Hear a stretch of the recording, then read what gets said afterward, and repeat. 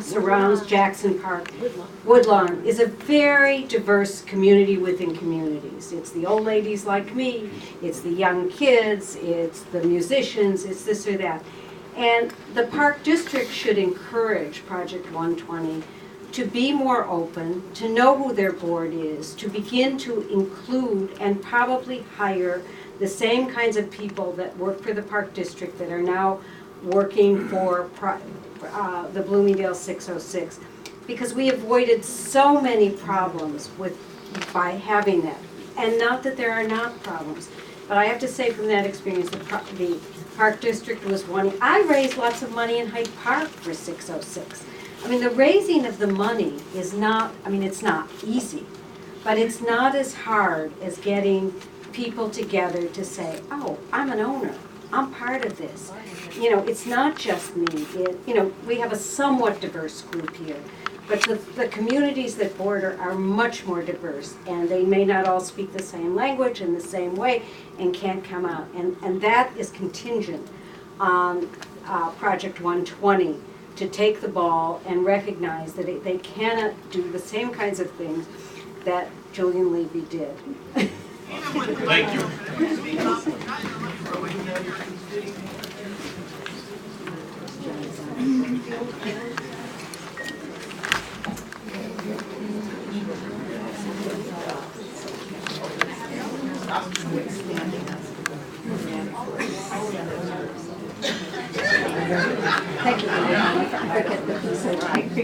I forget Everyone got all of the plans for the park, the bike path, and I'm a senior, and I want to know about the walk path. I'd like to walk down. I'd like to walk down the drive without being ran over. Is there anything designated for walkers?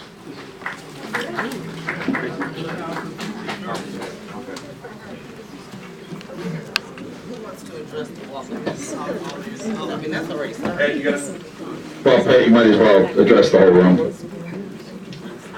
Good story.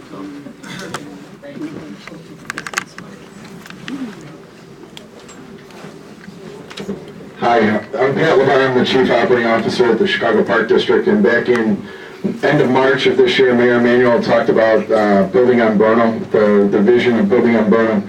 One of the things that we're doing this year is we're doing trail separation from 31st Street to 51st Street.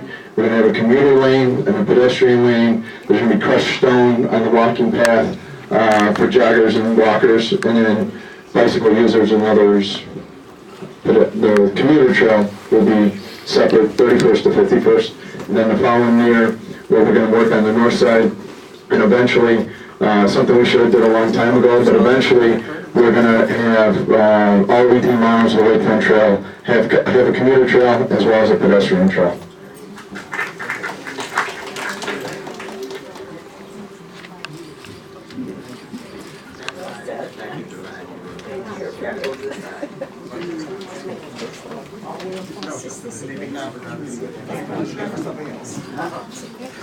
I'm Margaret Schmidt, and I have a two-part question that has, Margaret Schmidt, I have a two-part question that relates to the pavilion. It was really great news to hear that the Dare Bridge is not going to become a thoroughfare with traffic and parking on both sides. That because of the size of the pavilion that's being proposed, a concept, we understand, we hope, it takes up the parking. And so, here's the two-part question. Is there a real openness to a smaller pavilion in a different location that does not take up the parking? And if you are still working on this idea of that pavilion in that location, then what happens to the parking? Let me take the best stab I can at answering that question, and hopefully everybody heard in the back of the question. The question was, could you make a smaller pavilion? Could you put the pavilion somewhere else, and could you save the parking? The answer is, let's perspective. The pavilion that is in concept right now is about the size of 2.5 tennis courts, which isn't very large. In the park business, we call that a D facility. Second of all, I think we all would agree the music court needs some new life. The music court does not look great. And the idea of preventing that, I think we have to be supportive of putting something there. Remember, it was maybe 3 or 4 years ago, we had a crime committed right outside the comfort station there. That was one of the inspirations for the Park District and for me to do something different there. Third, the answer on parking is simple. Yeah, I mean, it goes back to what I said when we started is, I'm not looking to take anything away from anyone. I'm looking to try to accommodate everyone. If the community needs more parking, so be it. Will there ever be enough parking? It's tough to say. There's never enough parking, right? And I am in the park business first, not the asphalt parking lot business first, which has been, well, whatever, I'm not even going there. But, all right, so that's my stab at answering that question. We've got a lot of hands still. So let me clarify, the intent of the pavilion is to be on the current footprint and not to take away parking spaces? Correct. Correct.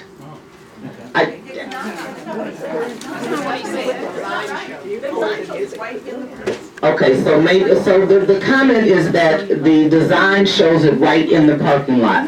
So maybe we need to go back, or they need to go back and put it to scale and not have it in the parking lot. Can we agree to that? No? Thank goodness they're not. Why do we need one? What do you need what? What, the pavilion? Well, let me just say, because Get that mic from your mouth. Get it from your mouth. It's too close. There was a community meeting a couple of years ago at International House where just as many people showed up and approved the pavilion.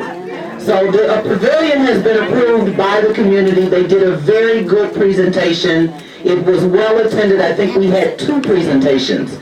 So that is that. Now, if we work on the scale and work on not the parking, I think that we could ask for another presentation of the pavilion so that we can all be on the same page in terms of what is being proposed.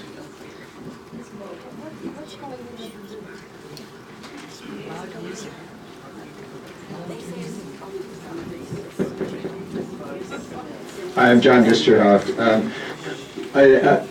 I think most people are aware that Jackson Park is an important birding site, and I'm wondering how that's going to be accommodated in these plans to make sure that the trees and et cetera are still.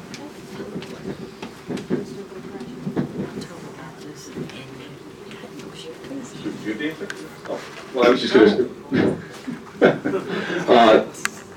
I think the easiest answer to that is I've got a very, very supportive staff on the interests of animals and birds and trees, and I think our restoration project speaks for itself.